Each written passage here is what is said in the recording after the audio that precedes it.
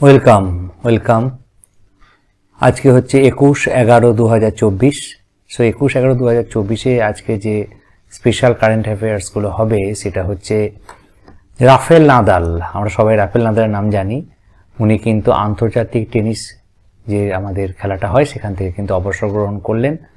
Next হচ্ছে যে গতকালকে বলেছিলাম যে ভারত মহিলাদের এশিয়ান চ্যাম্পিয়ন কাপে ফাইনালে উঠেছে এবং চীনের বিরুদ্ধে খেলছে, এবং কিন্তু ভারতীয় মহিলা হকি টিম এবারে কিন্তু চ্যাম্পিয়ন হয়ে গেল।